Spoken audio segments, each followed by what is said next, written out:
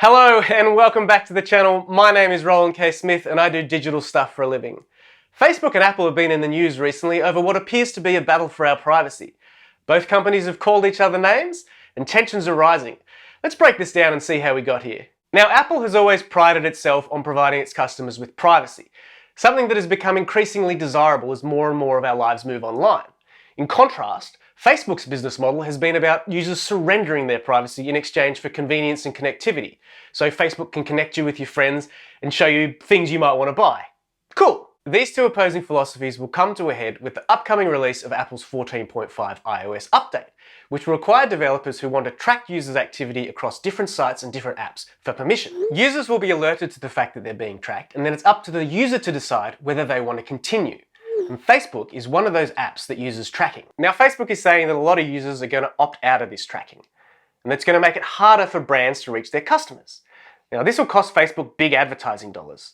Small businesses who rely on Facebook's cheap and effective advertising will probably lose out on income as well. But what really seems to be upsetting Facebook is that Apple is showing us how the Facebook sausage is made. In 2018, Apple CEO Tim Cook said this: "Every day, billions of dollars change hands and countless decisions are made on the basis of our likes and dislikes, our friends and families, our relationships and our conversations, our wishes and our fears, our hopes and dreams. These scraps of data, each one harmless enough on its own, are carefully assembled, synthesized, traded and sold." Yeah.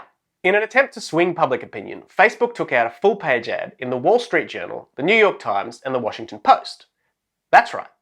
The biggest online distributor of content took out a full-page ad in the newspaper. Now read into that what you will, but the ads claim that Apple's new privacy laws will change the internet as we know it, for the worse. The war of words continued, with Tim Cook saying, "Technology does not need vast troves of personal data stitched together across dozens of websites and apps in order to succeed." Now, Tim Cook rarely refers to Facebook by name, but it's pretty clear that his comments are directed at the social media giant. However, Facebook's complaints have highlighted just how powerful a company Apple and its platforms are.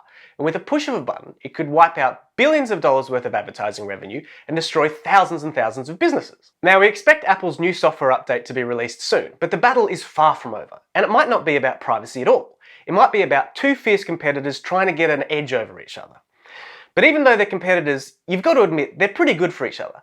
Apple's App Store gives Facebook access to millions of customers, and it's pretty hard to imagine buying an iPhone without Instagram, Facebook, and WhatsApp. So that's basically what's happening. What do you think? Are you Team Apple or Team Facebook? How do you think this is going to end? And do you think that's going to be good for the customer? Let me know in the comments down below.